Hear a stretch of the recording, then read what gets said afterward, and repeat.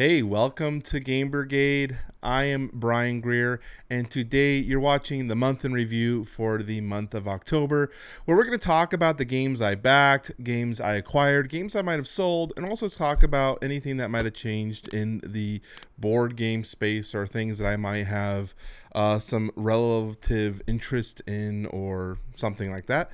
So if that sounds interesting to you, make sure you stay tuned for the whole show. And we're also going to talk about a little giveaway. So make sure you watch for the whole show. So starting off today, we're probably going to talk about the games that I backed because I usually forget it and I want to get through the laptop. So we are going to head on into the laptop here and take a look at the games that I backed. Okay, so for the first thing we're going to be looking at is Lords of Ragnarok. I did do a preview for this one, or a review, I guess you could say, a prototype review, first impressions. I don't know how you want to label those, but I did play this game several times. I played this with How It Plays, which was formerly AntLab Games. They invited me onto their show to do a little three-player gameplay, and I was, one, honored that they would even ask me to be part of their program, and two, it was a lot of fun. And so we played that a few times. It's kind of interesting getting behind the scenes look at how other programs or other content creators do their content. So we play a little bit like trial games to get a feel for the gameplay, make sure everyone has a comfortable feeling for the flow of the game, and then we actually film the actual gameplay. And so then I got my copy. I was part of a second wave, I guess you would say, of content creators who got the prototype. So obviously not a first wave because I didn't get it prior to the campaign. But I got it before the campaign ended. And so I was able to play it. If you haven't seen my final impressions, I would take a look at that video. I think it's a pretty good discussion of all the key points. But I am currently backing this pledge at the core box level, $99. And I will say that I have waffled a little bit in terms of keeping this pledge. There's 4 days left to go. And my biggest concern is that I enjoy the gameplay, but I just have a lot of games. And I wonder if this game is truly needed for my collection. We've talked a lot about curating our collections, making sure that we're making wise decisions. And I could say in 2020, I definitely backed a lot of games that I necessarily didn't need or want later after the fact because, FOMO or Cult of the New. And so Lords of Ragnarok was an interesting take, but I just wonder if it's going to fit a specific niche that I don't already have fulfilled, and if it's worth the $160 potential dollars plus, probably close to $200 that it would require.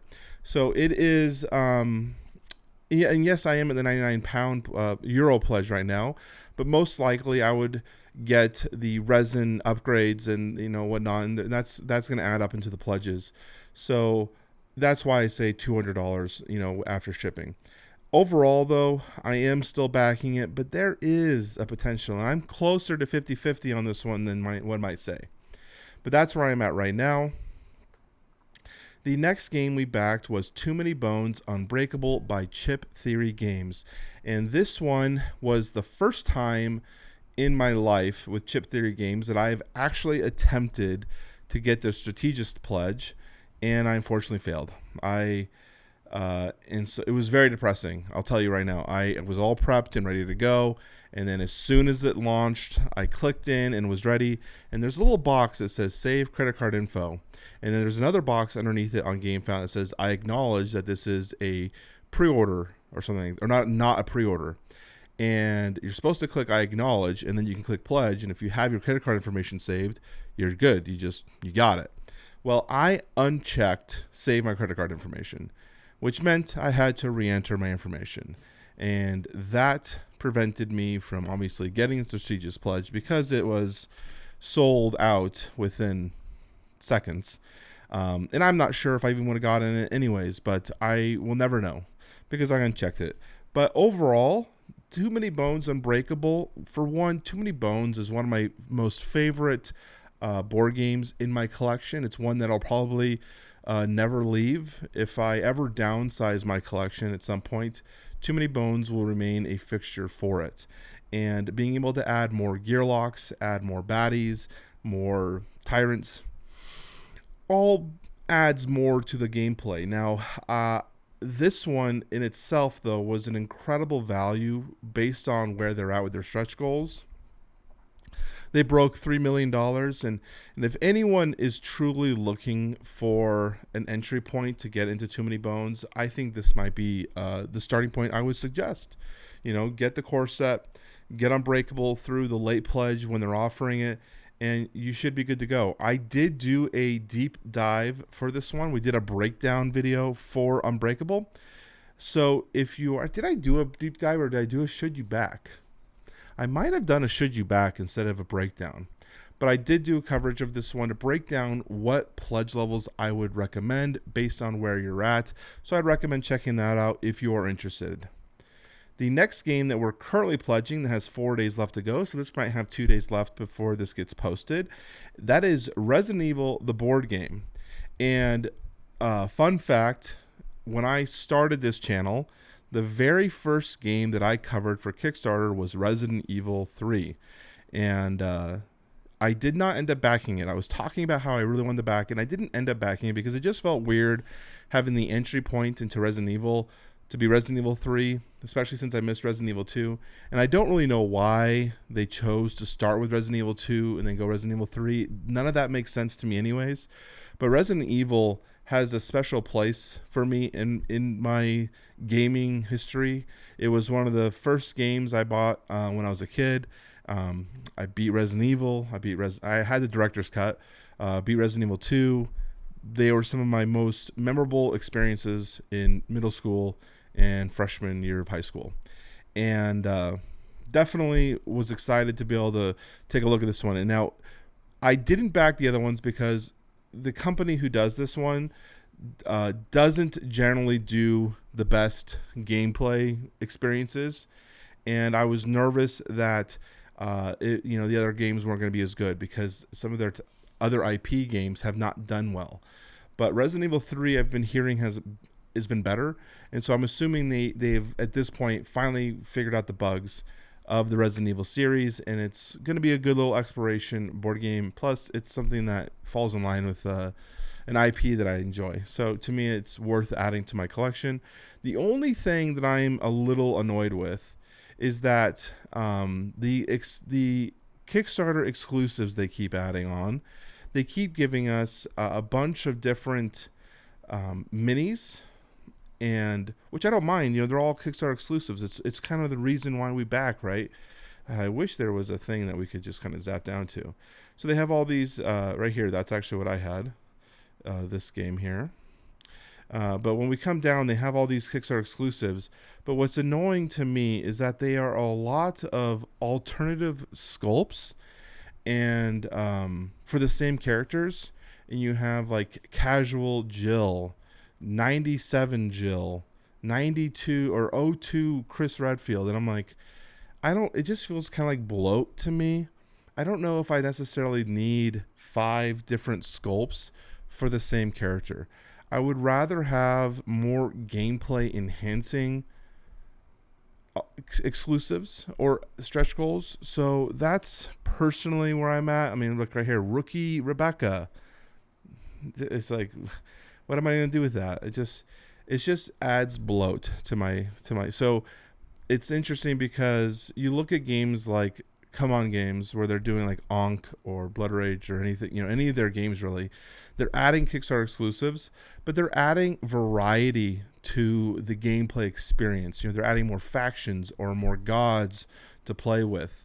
What if it was like, here's Ankh and here's Osiris, and there's 3 sculpts of which version you want to play with? That loses some of its excitement for me. So that's kind of my biggest harp on the game right now, and maybe because they just don't have anything else other that they're going to do. The other thing that they're offering are advanced characters, and the way they're kind of talking about them in the updates is that right now it sounds like there's only going to be so many different advanced characters, the 3rd advanced character vote. why not make all the playable characters have an advanced version? If there's a point in the game where I can turn Jill Valentine into her advanced variant, but I couldn't do it to Chris Redfield, that would be very weird to me. So I don't see the point in that. So that's my opinion. The final, actually, I have two more. The next game we backed is Marvel Dice Throne. Talked about this in my games of October that I was super excited for, and we'll see. In fact, there was a long time ago, one of Alex from Board Game Co's videos, one of his old original videos, he talked about getting rid of Dice Throne, and I think he was talking about because it's like a 2-player game experience and just, whatever. But he said he loved the game. I don't know. This is neither here nor there, but I just want to say that part of me remembers that video, but I've heard so much about this game and how good Dice Throne is. I've never played it, and I figured why not take a shot. I enjoy the Marvel IP. Almost all of these characters are characters that I enjoy or know, so I'm definitely interested in playing it and experiencing it. And I'm pretty sure they'll probably do a number 2 at some point to include additional characters as well. So I'm in on this one. I'm excited for it. And the final one, and this one is one I backed, but it was more for my wife, was the Corrupted Tarot by Wormwood. Every Halloween they do a Corrupted series, which is going to be a special series. And I bought this for my wife as a gift. So if you're watching this, just don't know that I bought this for you. But yeah, I bought this for her as a gift. And I have considered also maybe potentially getting one of the dice sets from this. But that's about it. I just want to say, I did back it, so we're backing it. So that is it, though, for backed pledges. So we're going to go and turn this off and close this up. Okay. The next thing I want to talk about, though, was kind of what's been going on this month in board game-related news.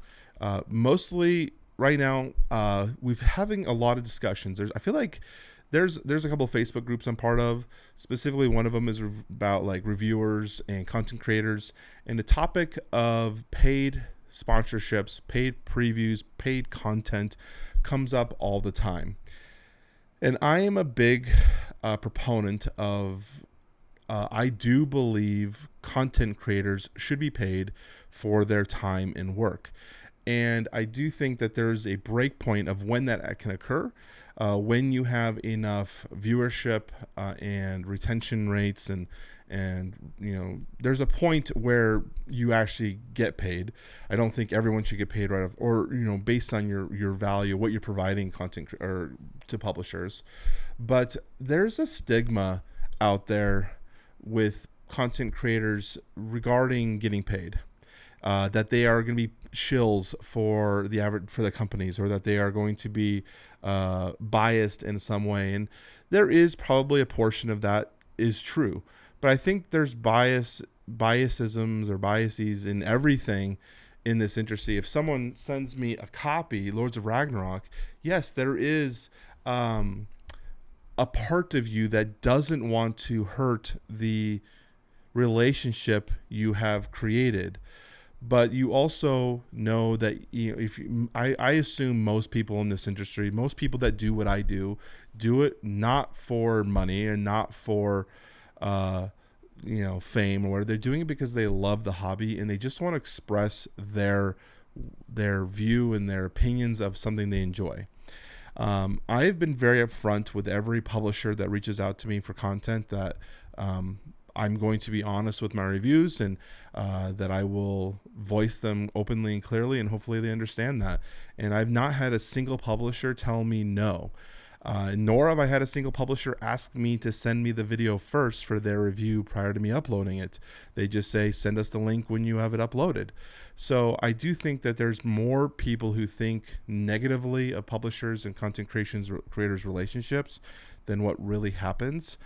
But I do know from my own personal experience working in this industry, working in the creator space, that there is a lot of work that goes into creating content for a single video. And the ways that we generate income, the easiest way, and this is after you reach a certain break point on YouTube, is ad revenue. but the amount of ad revenue we earn is very low. You could post a video and maybe get $4 to maybe $20, and $20 is on a very well performing video. On average, I would say $4 is about what we would make on a video, to be, at least for me right now in my current space. And so to say you spend 15 hours playing the game, learning the rules, playing the game again if it's a review, maybe a third time, depending on how many times you need to play the game, then filming the content, editing the video, creating a thumbnail, and then doing all the upload process, it could take anywhere from 10 to 15 hours, maybe 20 hours to get a return of $4. So if a company reached out to you and said, hey, we want you to produce content on us, I would never judge anyone for saying yes, but we want to get reimbursed for our time. It's a delicate subject because I think people are always nervous of the line of, are you lying to me, or are you trying to sell me something? And I think at that point you have to trust the content creator or not. Believe them or don't believe them, but I would lean towards most likely believing people. I feel like you can trust your gut and tell when people are not being honest with you. So that's me. If I ever get to a point where we are accepting sponsorship deals or paid content, I would let you know. I don't think personally my channel is at a level that would be deemed worthy, I guess. I don't know what's the term you would use to be earning paid content. I think you have to be at a level of viewership that would bring value to the publisher as well as bring value to yourself and whatnot. And so I don't think I'm there yet. So maybe in future, who knows? But if it does ever get there, I will make sure to talk to you guys about it and be up front. And this kind of triggered in my brain to talk about it. I was on my walk and I was watching I was listening to Alex Radcliffe's video about his new sponsorship with GameFound, and I'm like, I think it's incredible. I think it's a great deal that you got going on, for whatever it's worth. I think we all talk about Kickstarter and GameFound. I don't think anyone would be amiss to think that maybe GameFound would be paying you to say thank you for talking about their products. You're not necessarily saying go back this. You're just saying go check out their product, which is what we already do anyways. So I don't know, why not? So that's something I want to talk about. I thought that was interesting. The next thing I thought was also interesting this week or this month that happened was Kickstarter changing the rules. King of Average brought this to our attention because I would never have known. I watched his video and he talked about Kickstarter limiting the amount of stuff that a publisher can release before fulfilling previous stuff. And I was like, man, that's awesome if they actually uphold it. There are so many publishers, and then it's interesting too because they say if you have reached a threshold, if you're at a certain point where you are considered a established company, you can bypass this. But then I think of companies like Mythic Games. Is Mythic Games established? They have launched. They have Joan of Arc, the last one, is still out. They have Hell that's still out. They have Darkest Dungeon that's still out. They have one they just launched right now. They have Rainbow Six that launched. None of these games have fulfilled as of right now. I think the last one they fulfilled was Solomon Kane, and that took 2 or 3 years to fulfill. So are they exempt? I mean, yes, they have a lot of product. They've pulled in several $1 million in funding. At what point do you call them a established creator, and when do they stop them? Because these rules supposedly are enforced, but they just launched another Kickstarter. And so it makes me wonder, how well will this be enforced, and what will it do to affect companies in their processing time? I when I specifically was watching King of Average's video on the Kickstarter rules, Mythic Games immediately jumped to my mind because I'm like, that's a company that takes forever to fulfill, and they constantly are pushing out new products while having this massive backlog of product. So I'm curious to see what this does. If anything, it's probably going to be affecting small publishers more than anything, which is interesting because A lot of people say that Kickstarter needs to go back to what it was originally designed for, and that was small startup companies who are trying to make their foothold into the industry. And now it's almost going to be more for the established companies that people say use this as a pre-order system more than anything. So I'm curious what this change will actually do to the industry, if anything. So that's the few topics that I thought were really interesting and my little takeaway for them. We want to talk about games that I acquired. This month was a very small month because September was an incredibly bad month, if you guys remember. So we only have 3 of the games that I acquired were for review copies. 2 were actually acquired from either Kickstarter or purchases. So let's talk about them. The first game we have is Evolution. This will be a review copy for a Kickstarter coming out, and this one's not for a while. I think this is a 2022 release, so I have some time to review this. But basically, this is just like the Evolution series that you know of, but kind of going back a little bit. And you're going to be basically taking an animal species and creating, what does it say on the back? How do I create unique animal species and down them with useful traits? There we go. I don't know why I couldn't think of how to say that properly. This is by Crow D Games. I've done a few of their game reviews already. I've always enjoyed their products. And so they asked me to cover this, and I said, of course, I'd love to take a look at it. The other game I acquired this month was obviously Lords of Ragnarok. We've already talked about that. Don't really need to cover that too much. This one, Hand of Fate, is it what is it? Hand of Fate, what? Ordeals or something like that? So this one was one that a moderator in our Discord, we have a channel in our Discord for hot deals. Whenever something pops up that's like an incredible deal, we will post it to let people know if they're aware of it. And this was one that was posted because it was an Amazon deal for like $12.99, I think. $12.99 for this game. And this is the retail version. This was a Kickstarter game, and I think it was like a $60 or maybe $75 Kickstarter game. And I was like, $13? Why not? I mean, at that point, at that price point, I don't think there's anything that I could really go wrong here. And it probably, with the free Prime shipping, to be honest, this probably cost them as much to sell it to me as it did to ship it to me.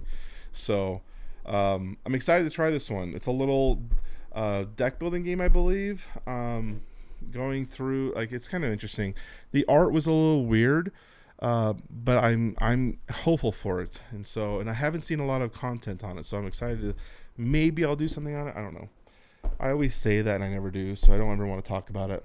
The next one we got, this was another review, and we are hoping to play. I'm hoping to play this one this weekend, and this is Crossroads in the board game. Now, this is live on GameFound right now. They're not doing very well, and they sent this to me, and I got it like the day before or the night that the campaign was going live. So they didn't give me any time to like get this played and get a review copy made for their campaign. So I'm hoping I can get this up and hopefully this week have some content for them. But I'm also nervous that their campaign is not going to fund, and that'll be unfortunate. And then we have the final game, and this was the all-in, by the way, Dinosaur World. And this included the expansion packs, the Ice Age pack, the hybrid pack. Everything is in here. I've actually gone all of the expansions inside this box, which was great. And we have played this now. And we'll talk about what my thoughts were when we get to my played section. But this was the first Kickstarter, the Kickstarter I got this month. I've enjoyed it. We also got the Roll and Write, which I didn't want to bring down. It's up on my wall right now. I don't know if I'll ever play the Roll and Write. I'm not a Roll and Write kind of person. And I'm looking at it, I'm like, am I incentivized to play this? So far, no, but we'll see. So I think that wraps up that section. We're just going to go towards what I played and then end this video. So this month was a pretty good hopping month until midway. And then once we hit midway in the month, I got very, very busy with work and family and life, I guess you would say. But we played Marvel Champions, and we have a bunch of Marvel Champions played. And again, Marvel Champions has been one of my favorite new purchases for my collection, and I'm really excited for the Mad Titan Shadow expansion to come out. I just got the shipping notification for that, so it's on its way because there's some more decks that I want to build and experiment with, and so and that has some of the cards that I would like to try playing with. But overall, Marvel Champions has been a hit. And it's funny because it was one that I definitely was trying to lean away from in terms of playing for a long time. And I don't know why. Maybe because I just didn't want to get into another living card game. Maybe it's because I just wasn't enthralled with the theme. I don't know, but I got it. And one, like I said, when I first announced it, it invigorated my enjoyment for Marvel again. And I've really enjoyed the card play. And I enjoy having a game that kind of brings back my Magic tendencies, being able to play card games again without having to get so much into competitive Magic. And then we have some gameplay for Ankh. We did a few games of Ankh, and I did do a first impressions review for Ankh where I basically talked about, okay, here's, I played it, here's what I've thought. Update video on Ankh. Since then, I've played it some more after that. I played it at 3-player count. People said play at a lower player count. We played at 5 originally. We've now gone and played a couple of times at 3. And I do think that the lower player count for me worked better, but I also wonder if a better understanding of how the game works also made it more enjoyable. So long story short, I have found Ankh to be more enjoyable with more plays. I think there's a lot of strategy that goes involved with the action selections of where you want to go. I do think there are still Ankh powers that are better than the others, but if you try to use them in certain ways, you can really abuse them. There's things about Ankh that, and also the playing it not like a skirmish game, playing it truly as 100% area control, best, like every round trying to figure out a way to acquire more value in scoring. That is the best way to play Ankh.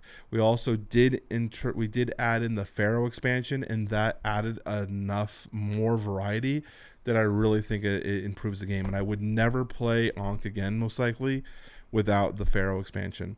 So that was that playthrough. And so that was early in the month. We then had Betrayal Legacy. Betrayal Legacy, we have a bunch of those plays.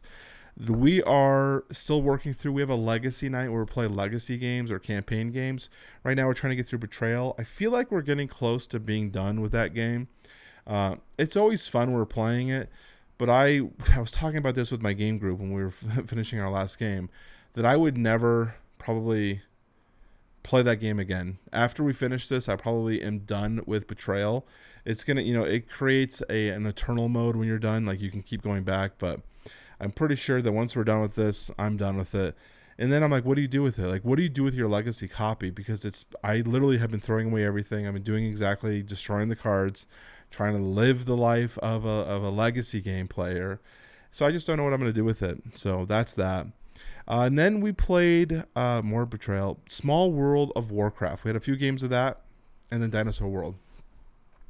Talk about Dinosaur World, and then we'll talk about Small World of Warcraft. Dinosaur World, I really enjoyed. We only played one game so far, and it was funny because after we played, I think like our first round or two, I was like, okay, I understand what we're trying to do here, and I wanted to so badly restart the game, but of course it was too late, and we had a few people who were like, we're so far ahead, we don't want to restart.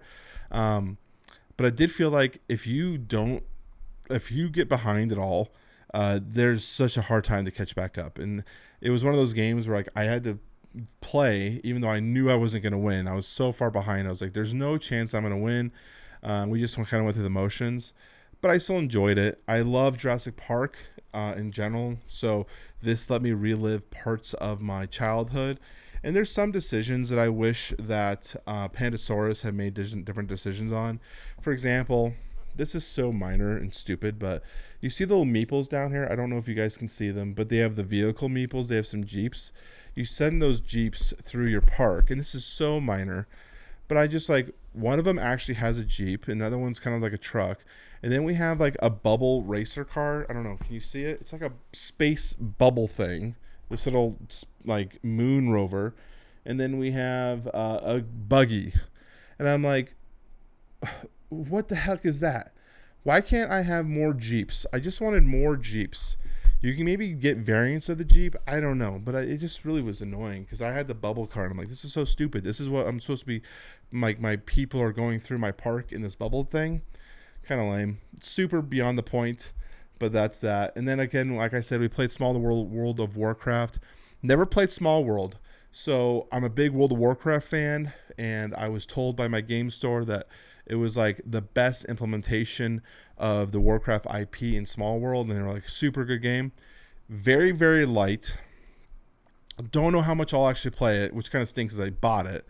And but I enjoyed it. I didn't necessarily there's a part of the game where you have to send your people into decline, and it feels really bad. It's part of the game. You're supposed to do it, but it feels bad. I didn't like doing that. So that's the only negative of it. Otherwise, I enjoyed Small World of Warcraft. And then sold. I have this portion of the video, but I never sell anything. This month, I actually did try to sell stuff. There was a board game swap, and I took a bunch of games, didn't sell anything, which made me wonder, what's the best way for me to sell my things? I took my stuff to this board game swap. I felt like I priced them fairly well, and people aren't having to pay shipping for them. But obviously they didn't sell. And I think what people are looking for at a swap is like incredible deals. And I'm like, I don't want to get rid of my games just to get rid of games. Like I want to at least make something of what their value is. If a game is selling on eBay for $50 and I put it for $40 and it's not selling, I'm not going to go throw it up there for $10 just to sell it. It's not worth it to me. But I did try to sell some games.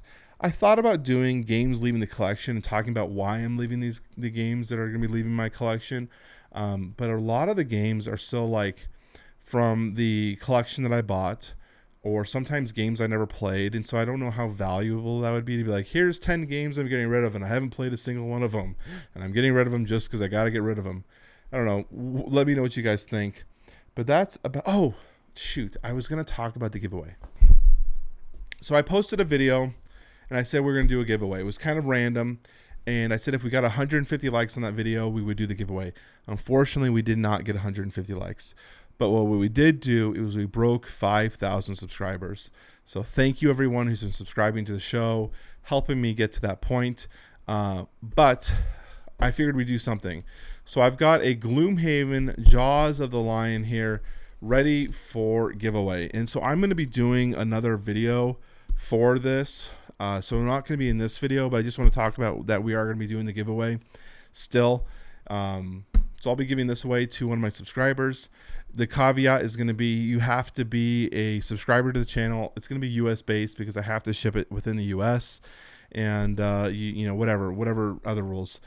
Make sure you guys know Patreon people get your votes will be doubled, or you know, whatever. There's a breakdown of what Patreon people get. Those will be added automatically. And then make sure you stay tuned to when we do the 5,000 subscriber thank you giveaway. So that's what the Gloomhaven Jaws of the Lion will be for that. So I guess that's about it. I've been rambling for like 30 minutes. I hate when these videos take so long. I've also considered, this is just channel background update news, I've considered changing this format of a video, refining it a little bit, and cutting portions up a little bit just so it's more palatable of an experience. I don't know. Maybe people enjoy the rambling discussion, or maybe they don't. I don't know. You'd have to let me know. But I've thought about like going back to just like the games I backed or didn't back, because that used to be its own segment, and then maybe month in review where we just talk about news and things that I found interesting and what I did this month, and kind of separate them. I try to combine them all, but I wonder if it like loses its potential juice, like goodness, because I'm trying to do so much in one video. I don't know. Let me know what you guys think. Anyways, I'm going to wrap up and get out of here because I have game night and we have a birthday party and mother-in-law's in town. We got a lot of stuff going on. So I got to get going. This is Brian from Game Brigade. I hope you guys are all having a great weekend. I will talk to you very soon. Bye-bye. Cool. All right, sweetheart. You can go hang out with Grandma.